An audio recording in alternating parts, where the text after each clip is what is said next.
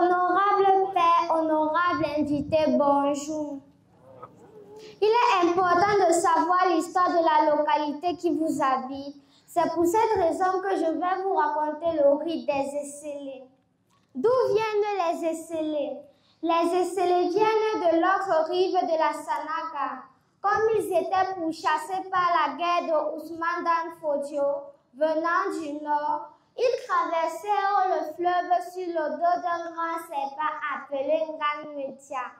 Ils se sont donc installés en plusieurs groupes, à savoir au pays Bassa, les Ndoksen, chez les Boulou, les Isseux, chez les Ewondo, les Tinga Esselés, en Guinée équatoriale, les Essabas, à Obala et à Eligny-Fomo, les Esselés. Notre père Esselé s'appelait Ntani Atenombi Yele, Bon Betan Besezor Ezo, Betan Bebe, Betan Besor Minkol, Mesisna Zaven. La ville d'Obala s'est créée en 1917 au temps des Allemands. La première personne à être en contact avec ces Blancs s'appelait Ateba Eyana, un Esselé de Tombidjoué.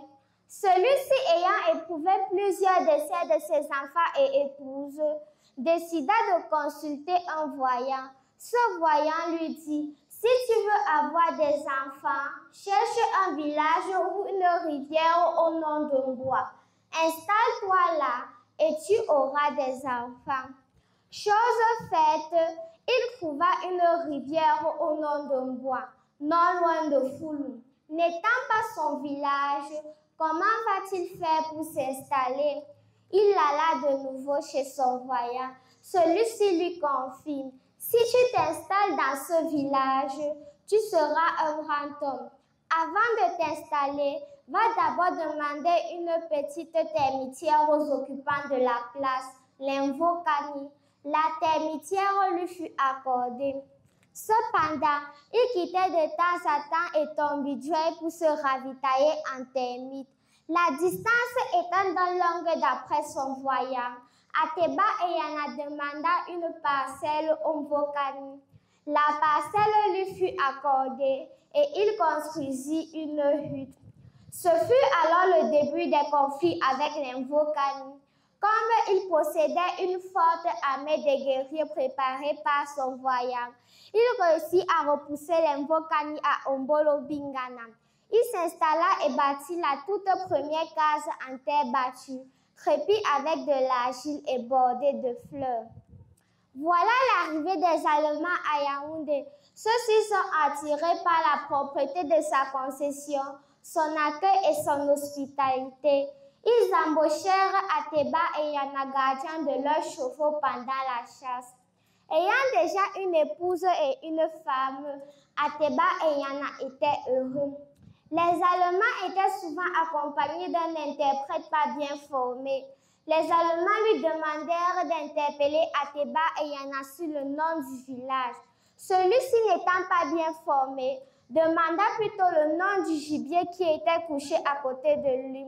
À lui de répondre: ce sont les Obales, d'où le nom Obala. Après plusieurs essais avec O, Obalo, avec I, Obali, avec E, Obalé, et enfin avec A, Obala, qui fut validé par les Allemands.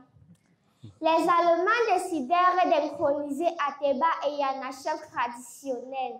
Étant déjà bien âgé, il passa le trône à son unique fils, le nommé Bessala Melono, dont la mère s'appelait Melono. Ce fut la première chefferie à Afambassi, l'actuel quartier Aoussa.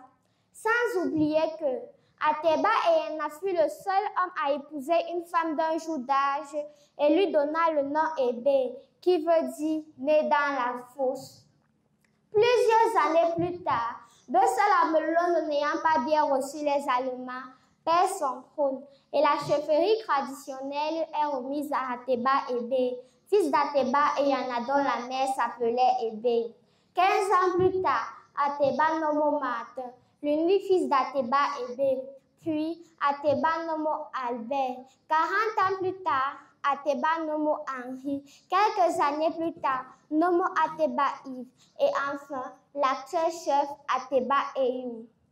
La ville d'Obala est constituée de plus de 100 000 habitants composés des Vokani, des Mendoum, des Élénés, des Menyangra et des Essélés. Leur danse traditionnelle est le kam et leur plat préféré est le mets d'arachide avec les ignames.